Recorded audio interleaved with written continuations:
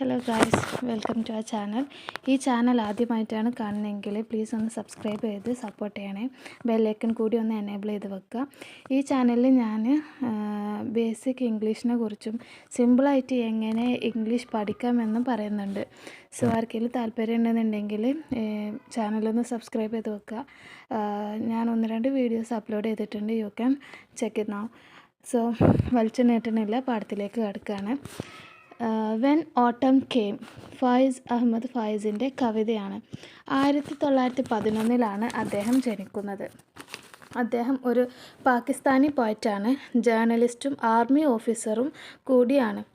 1962 Lenin piece പ്രൈസും അതേപോലെ HRC piece പ്രൈസും അദ്ദേഹത്തിന് ലഭിച്ചിട്ടുണ്ട്. അതേപോലെ അദ്ദേഹത്തിന് നോബൽ പ്രൈസിന് വേണ്ടി നോമിനേറ്റ് ചെയ്യുകയും ചെയ്തു. 1984 അദ്ദേഹം മരണപ്പെട്ടത്. So this is about the author. So let's get into the text or the പോം.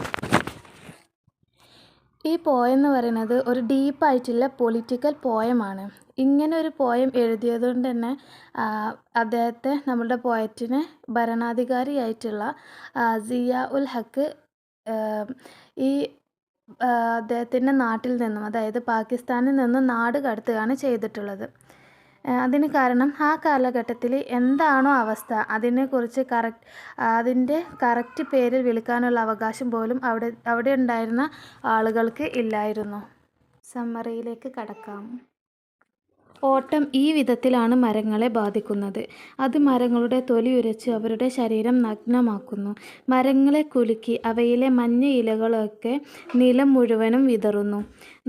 നടക്കുന്നവൻ അവയുടെ പുറത്തു ചവിട്ടി അവയുടെ ഷേപ്പ് മാറ്റിക്കളയുന്നു. ഇതിനെതിരെയായി ആരും ഒന്നും ശബ്ദിക്കുന്നില്ല. പാട്ടുകൾ കൊണ്ടുവരുന്ന പക്ഷികളെ നാട് കടത്തിയിരിക്കുകയാണ്.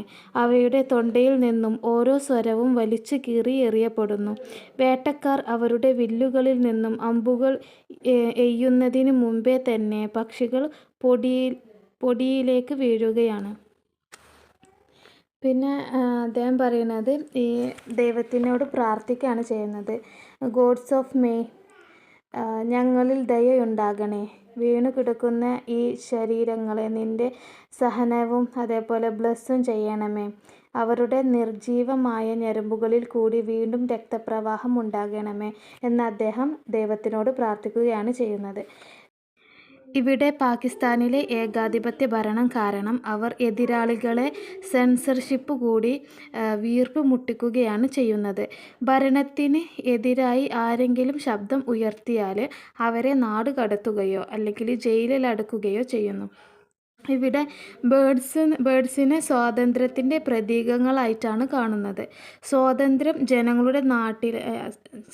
എന്ന് പറയുന്നത് അവരുടെ നാട്ടിൽ എന്നെങ്കിലും തിരിച്ച് വരുമെന്നും അതുകൊണ്ട് തന്നെ ജനങ്ങൾ നന്നായിട്ട് ഇവിടെ ജീവിക്കുമെന്നും കവി ആഗ്രഹിക്കുകയാണ് ചെയ്യുന്നത്. കവി പ്രതീക്ഷിക്കുന്നത് കാര്യങ്ങൾ എന്നെങ്കിലും മാറും, അതേപോലെ ജനങ്ങൾ ബേഡ്സിനെ പോലെ സ്വതന്ത്രമാവുകയും ചെയ്യും എന്ന് അദ്ദേഹം ആഗ്രഹിക്കുന്നു. ഇപ്പോൾ ഒരാൾക്ക് പോലും മനസ്സ് തുറന്ന് സംസാരിക്കാൻ സാധിക്കുന്നില്ല. ഒരു പക്ഷിയെങ്കിലും പാടട്ടെ, അല്ലെങ്കിൽ അതിൻ്റെ മനസ്സ് തുറക്കട്ടെ എന്നാണ് കവി ആഗ്രഹിക്കുന്നത്. സോ ഇതാണ് ഈ പോയത്തിൻ്റെ ചുരുങ്ങിയ ഒരു സമ്മറി.